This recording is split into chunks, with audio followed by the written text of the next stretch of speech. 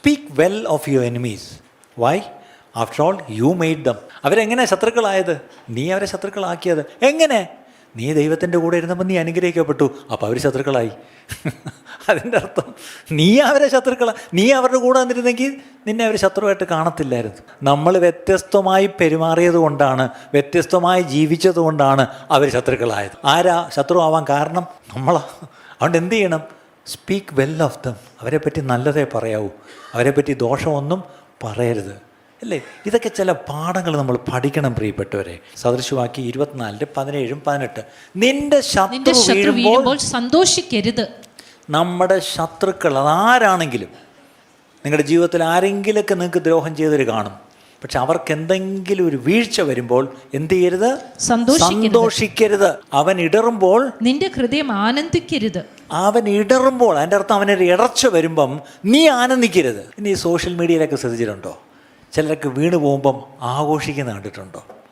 ശരിയല്ലേ? ഇപ്പം നമ്മൾ കാണുന്നില്ലേ? ഞാൻ പറയാതെ തന്നെ നിങ്ങൾക്കറിയാം, അല്ലേ? ആർക്കെങ്കിലും എന്തെങ്കിലും ഒരു വീഴ്ച എവിടെയെങ്കിലും, അവരുടെ രാഷ്ട്രീയ ജീവിതത്തിലോ അവരുടെ കുടുംബജീവിതത്തിലോ അവരുടെ ഈവൻ പാസ്റ്റർമാരുടെ ആണെങ്കിൽ അവരുടെ ശുശ്രൂഷയിലോ ഒരു ചർച്ചിലോ എന്തെങ്കിലും ഒരു ഇടർച്ചയോ വീഴ്ചയോ ഉണ്ടാകുമ്പം എല്ലാവരും കൂടി അങ്ങ് എന്ത് ചെയ്യുക? ആഘോഷിക്കുക, അല്ലെങ്കിൽ സന്തോഷിക്കുക. പക്ഷെ ഇവിടെ ഒരു വാക്യം അങ്ങനെ ചെയ്യരുത്. അങ്ങനെ ചെയ്താൽ എന്ത് പറ്റും? യഹോവ കണ്ടിട്ട് അവൻ ഇഷ്ടക്കേടാകുവാനും തന്റെ കോപം അവങ്കിൽ നിന്ന് മാറ്റിക്കളവാനും മതി. നിങ്ങൾ സന്തോഷിച്ചു, കൈയടിച്ച് നിങ്ങൾ സന്തോഷിച്ചു. പെട്ടെന്ന് നീ ആ സന്തോഷിച്ചതിൽ ദൈവത്തിന് ഇഷ്ടക്കേടുണ്ടായി. ദൈവത്തിൻ്റെ ഒരു കോപം അവിടെ വന്നുകൊണ്ടാണ് അവിടെ ഇടർച്ചയും വീഴ്ചയും ഉണ്ടായത്. അത് കണ്ടുകൊണ്ട് നീ കൈയടിക്കാൻ തുടങ്ങിയാൽ അവനോടുള്ള കോപം അങ്ങ് വിട്ടിട്ട് എന്ത് ചെയ്യും? അവനെ അങ്ങ് സഹായിക്കും. ഈ കൈയടിച്ച നീ പെട്ടും പോവും, അവൻ രക്ഷപ്പെടുകയും ചെയ്യും. അവിടെ ദയവായി ആരെങ്കിലും എവിടെയെങ്കിലും വീണാൽ ദയവായി ചിരിക്കരുത്, കൈയടിക്കരുത്, അത് ഫോർവേഡ് ചെയ്യുകയും ചെയ്യരുത്. കാര്യം മനസ്സിലായല്ലോ? നമ്മൾ കൈയടിക്കുന്ന എങ്ങനെയാ? It's only A click away, അല്ലേ? ഒറ്റ ക്ലിക്ക് മതി. ഒറ്റ ഗ്രൂപ്പിലോട്ട് പോയി. എത്ര പേർക്കാണ് പോയത്?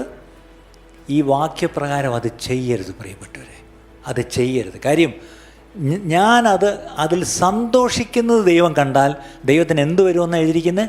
ഇഷ്ടക്കേട് വരും. അങ്ങനെയാണെങ്കിൽ ഇതിനോടകം നമ്മൾ എന്തുമാത്രം ദൈവത്തിൻ്റെ ഇഷ്ടക്കേട് മേടിച്ച് പിടിച്ചിട്ടുണ്ട് പ്രിയപ്പെട്ടവരെ, അല്ലേ?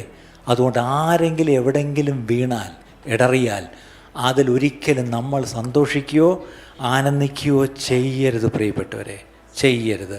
അവിടെ നമ്മൾ ചെയ്യേണ്ട ഒരു കാര്യം, നമ്മളോട് ആരെങ്കിലും എന്തെങ്കിലും ചെയ്താൽ ഒന്നാമത് അവരോടങ്ങ് ക്ഷമിച്ചേക്കുക. രണ്ടാമത് ഒരു കാരണവശാലും ഒരു പ്രതികാരം അല്ലെങ്കിൽ പകരം ചെയ്യുവാൻ ചിന്തിക്കരുത്. അത് ദൈവത്തിനങ്ങ് വിട്ടേക്കണം.